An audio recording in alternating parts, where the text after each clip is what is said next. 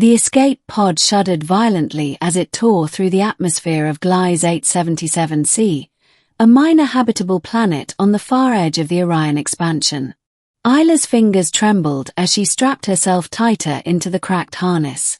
The pod was decades old, borderline junk, but it had gotten her away from Xanax Prime, away from the occupation, the firestorms, and her family's final screams. When the pod landed, it hit the ice-flat terrain with a wrenching screech and skidded across a frozen lake. Silence followed, broken only by the cooling of the metal frame and Isla's ragged breath. She was alive. She stepped out onto the frozen surface, her boots crunching with each step. The wind howled across the icy wasteland. Her breath crystallized instantly. The planet was cold, deadly cold, but it was classified as Class B hospitable. There had to be life here. Her emergency beacon still worked. Barely. She activated it. Then she walked toward the only structure visible in the distance, a dome-shaped outpost tucked against a rocky ridge. 2. The man at the outpost. He answered the door after several minutes, holding a plasma rifle at shoulder height. His eyes scanned her in silence, assessing her. "Human?" he asked. "Yes," she replied, her voice hoarse. "Please. I'm seeking refuge." He looked past her at the horizon, then back to her. His face was weathered, marked by years of sunless seasons and solitude. Grey streaked his short beard. He wore no insignia, no badge. Just a dark thermal suit and a belt with tools, not weapons. "Come in," he said at last. "One bed. Don't touch anything." Isla stepped inside. Warmth hit her like a wave. The air smelled of metal and machine oil. The outpost was small, a single living space with a narrow sleeping area, a galley, and a tech terminal full of blinking lights. She caught glimpses of maps and astrogation charts, military grade. He pointed to a corner. "You can sleep there. I have work." He offered no name, no food, no questions. He simply returned to a desk and began typing rapidly, eyes focused on a screen. She sat on the floor, wrapping herself in her thermal cloak. She was alive. That was enough. For now. 3. No warmth. Days passed with little conversation. He rarely spoke. When he did, it was clipped, utilitarian. "There's food in the unit. Ration cubes. Don't touch the comms." He introduced himself only as Garon. Nothing more. Isla tried to offer thanks, stories, connection. But Garon did not reciprocate. His face remained impassive, his demeanor cold. He seemed almost annoyed by her presence, as though her survival was a burden he couldn't wait to shed. She learned to avoid his work area. She learned not to ask questions. And yet, she noticed the little things. The way he lingered at the console after transmission bursts. The way he looked out at the horizon at night.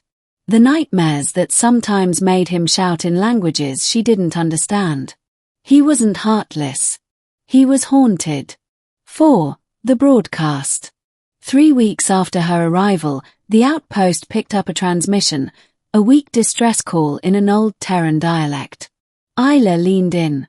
"That's from Xanax space. Could be a refugee." Garon didn't respond. He stared at the signal, analyzing it. "Could be a trap. But if it's not..." He turned to her, cold steel in his voice. "You think the people who torched your planet and mine would just send help now? There are no good Samaritans out here. There's just bait." Isla recoiled. "You don't know that. I know people." He turned off the terminal. "And I know war." Later that night, she heard him quietly reactivating the signal. His eyes were bloodshot. He wasn't immune to hope. He just feared it. 5. The fire in the ice. A storm hit. Gliese storms were lethal. Wind speeds reached 400 km per hour. Temperatures dropped to lethal levels. The outpost's energy cells flickered. The heating system failed. Isla's fingers went numb.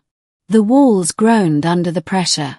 Garon ripped open a maintenance panel and began rerouting power. She moved to help. I said, "Stay back," he barked. "I'm not useless." He paused, looked at her for a long moment, then silently handed her a plasma cutter. Together, they fought the cold. When they succeeded, the system whirred back to life with a sluggish hum. The heaters kicked on. The air warmed. Isla collapsed, exhausted. Garon sat across from her, breathing hard. "You've done survival training." She nodded. "Before the war." He stared at her. Something shifted in his gaze. The faintest thaw. "You're not what I expected," he muttered. "And you're exactly what I expected," she replied. They almost smiled. Almost. 6. The offer. 2 days later, he told her. "I used to be fleet intel. Special ops. Ran black sites. Extraction protocols. Classified stuff." Isla sat silently, absorbing the confession. "They sent me here as a fallback station. A last outpost. If the war turned unrecoverable." "Did it?" He looked at her. "I don't know. The transmissions stopped. I'm not sure if Earth is even out there anymore." She stood. "You're waiting for orders that may never come." "Yeah." "Why keep going?" He paused. "I promised someone. My wife. She died in orbit. Said, keep holding the line. Even if it's just me." She reached for his hand. He didn't flinch. But he didn't hold hers back. "I'm not her," she said softly. "I know. I'm not trying to replace her. I know. But I need somewhere to stay. A life. Something real. I can help you. You don't have to be alone." He looked at her, a long, unreadable look. "One bed," he said. "No warmth. No love. That's the deal." Her heart clenched, but she nodded. "Then I'll take the deal." 7.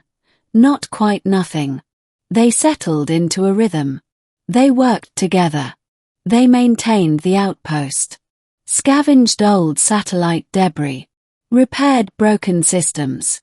Studied the landscape for resources. They rarely touched. Never kissed. But they spoke more. Shared stories. She told him about her sister, her dreams of studying planetary ecosystems. He told her about the time he once smuggled an entire family through a wormhole blockade. He still slept on the bed. She still curled in a thermal pod on the floor. But she'd catch him watching her sometimes. Softly, curiously. Like a man standing at the edge of a cliff, unsure whether to jump or retreat. The warmth was faint. But it was there. 8. The signal. Then, one quiet morning, the comms flared to life. A Terran signature. Confirmed. Real. Clean. United Resistance calling all surviving Earth units. Rendezvous point established on New Argos. Repeat, this is a verified transmission. Isla gasped. "Earth lives," she whispered. Garon stared at the message. His hands trembled. They had a chance. But there was only one shuttle. Old. Only big enough for one. Garon looked at her. "Take it." "No," she said. "We both go. We won't make orbit. The thrust vector's unstable."